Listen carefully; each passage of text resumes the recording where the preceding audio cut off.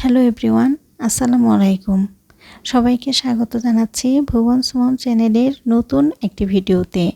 আশা করি আজকের ভিডিওটি আপনাদের সবার ভালো লাগবে। দেখেন আজকে কি চমৎকার ফ্রেশ পুঁইশাক রান্না করেছি। তো এই পুঁইশাকটা কিন্তু রান্না করেছি আমার কাছে যে পুঁইশাক হয়েছে সেই পুঁইশাকই কিন্তু রান্না করেছি। এই যে টবে লাগিয়েছিলাম। তো মজার ব্যাপার হচ্ছে কি জানেন, যে আমার একটা টবের মধ্যেই পুঁই শাক আবার মিষ্টি কুমড়ার গাছ, দুইটা শাক কিন্তু আমার একটা টবের মধ্যেই। তো আজকে ভাবলাম যে এই পুঁই শাকটা কেটে নিয়ে যাই। গত কয়েকদিন আগে তো মিষ্টি কুমড়ার শাক কেটে নিয়েছিলাম, পরে সেটা কিন্তু রান্না করে খেয়েছি, খুব মজা ছিল। তো আজকে পুঁই শাকটাও কেটে নিয়ে যাচ্ছি। তো পুঁই শাক কাটতেছি, আর এত বেশি রৌদ্র ছাদে, বৃষ্টির পরে রৌদ্র উঠছে, তো মনে হয় এই কারণে রৌদ্রের এত বেশি তাপ। তো এই যে শাক কিন্তু কেটে নিছি, বেশ অনেকগুলো শাকই কিন্তু কাটতে পারছি। তো এই শাকগুলি নিয়ে এখন নিচে চলে যাব। গাছে থাকলে না বোঝা যায় না, কিন্তু কাটার পরে অনেকগুলা শাকই হয়েছে। আমি বুঝতে পারি নাই যে এতগুলা শাক হবে। তো কাইটা এখন দেখতেছি যে না, বেশ অনেকগুলা শাকই হয়েছে। তো এখন নিচে চলে আসছি, আর শাকটাও কেটে নিচ্ছি, সাথে ডাঁটিগুলিও নিচ্ছি, আর ডাঁটির সাথে একটু আলু দিচ্ছি, কারণ পুঁই শাকে কিন্তু একটু আলু দিলে ভালোই লাগে। তো এখন রান্না করব, পুঁই শাকটা রান্না করব চিংড়ি মাছ দিয়ে। ছোট চিংড়ি মাছ আছে, তো সেটা দিয়েই রান্না করব।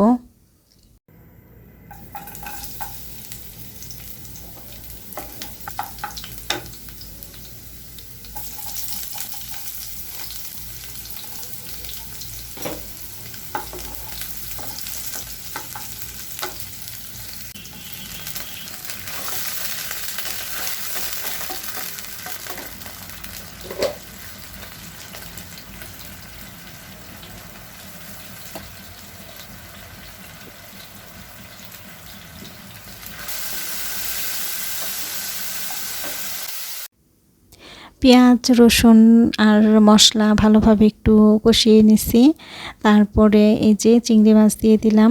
আর চিংড়ি মাছ আমার এই অল্প এতটুকুই ছিল, তো আমি ভাবছি যে হয়তো বা আরও একটু আছে, কিন্তু আসলে ওই ফ্রিজ থেকে যখন আনতে গেছি তখন দেখি যে এতটুকুই ছিল। তো কি আর করা, এই যতটুকু আছে তা দিয়েই রান্না করতেছি।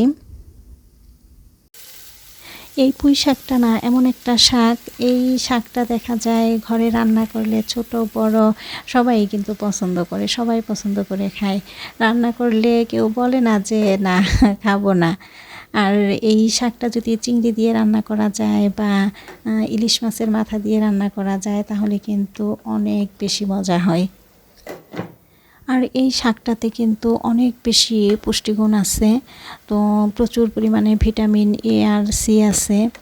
আর যাদের কোষ্ঠকাঠিন্যের সমস্যা আছে তাদের জন্য তো অবশ্যই অনেক বেশি ভালো শাক এটা। তো দেখা যায় আমাদের কিন্তু কোষ্ঠকাঠিন্যের সমস্যা কম বেশি সবারই থাকে, তো অনেক উপকার পাওয়া যাবে এই শাকটা খেলে। আমার কিন্তু রান্নাটা হয়ে গেছে, এখন এই যে একটা প্লেট উঠিয়ে নিচ্ছি।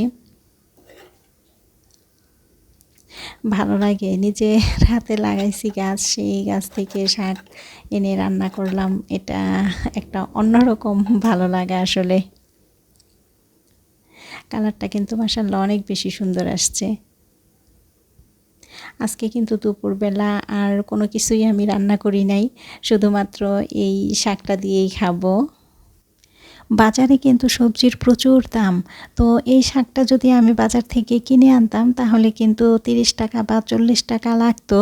তো সেই টাকাটা ভাবলাম যে ব্যাংকে রেখে দেই। আজকে তো বাজারের শাকের টাকাটা আমার সেভ হয়েছে। তো আমি এই যে 50 টাকা দিলাম, আমার ছেলেই রাখতেছে, ওকে ব্যাংকটা দিলাম।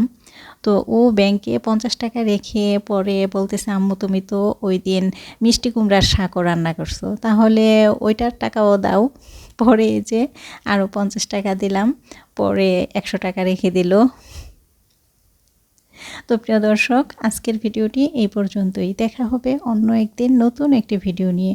আশা করি সে পর্যন্ত সবাই ভালো থাকবেন, সুস্থ থাকবেন। আল্লাহ হাফেজ। আসসালামু আলাইকুম।